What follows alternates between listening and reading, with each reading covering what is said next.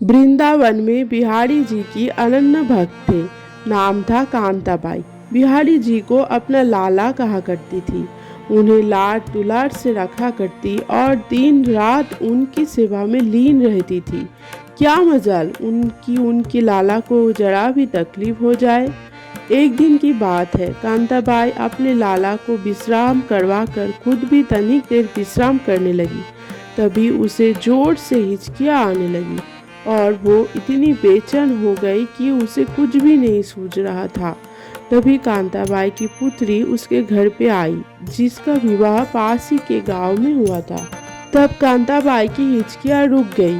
अच्छा महसूस करने लगे तो उसे अपनी पुत्री को सारा वृत्तांत सुनाई कि वो कैसे हिचकियों में बेचैन हो गई।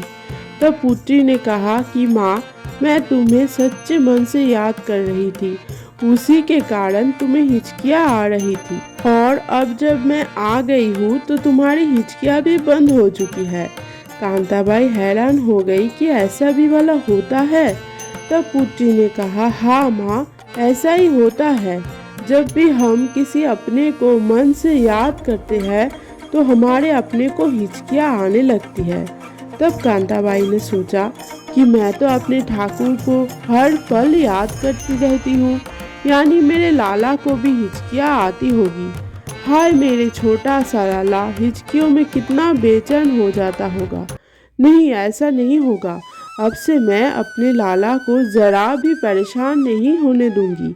और उसी दिन से कांताबाई ने ठाकुर को याद करना छोड़ दिया। अपने लाला को भी अपनी पुत्री को ही दे दिया सेवा करने के लिए। लेकिन कांताबाई ने एक पल के लिए भी अपने लाला को याद नहीं किया। और ऐसा करते करते हफ्ते बीत गए। और फिर एक दिन कांताबाई सो रही थी तो साक्षात बाके बिहारी कांताबाई के सपने में आते हैं और कांताबाई के पैर पकड़कर खुशी के आंसू रोने लगते हैं।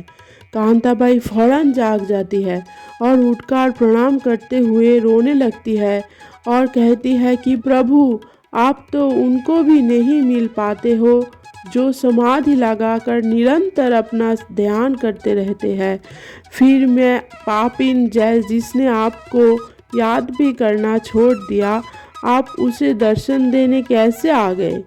तब बिहारी जी ने मुस्कुरा के कहा, माँ, कोई भी मुझे याद करता है तो उसके पीछे किसी वस्तु का स्वार्थ होता है, या फिर कोई साधु भी जब मुझे याद करता है तो उसके पीछे भी उसका मुक्ति पाने का स्वार्थ छिपा होता है। लेकिन धन्य हो माँ, तुम ऐसी पहली भक्त हो जिसने ये सोचकर मुझे याद करना छोड़ दिया कि कहीं मुझे हिचकियाँ आती होगी। मेरी इतनी परवाह करने वाली माँ मैंने पहली बार देखी है। तभी कांताबाई अपने मिट्टी का शरीर को छोड़कर अपने लाला में ही लीन हो जाते हैं। इसीलिए कहते हैं, भगवान तो केवल तुम्हारे प्रेम के भूखे हैं, उनसे प्रेम करना सीखो।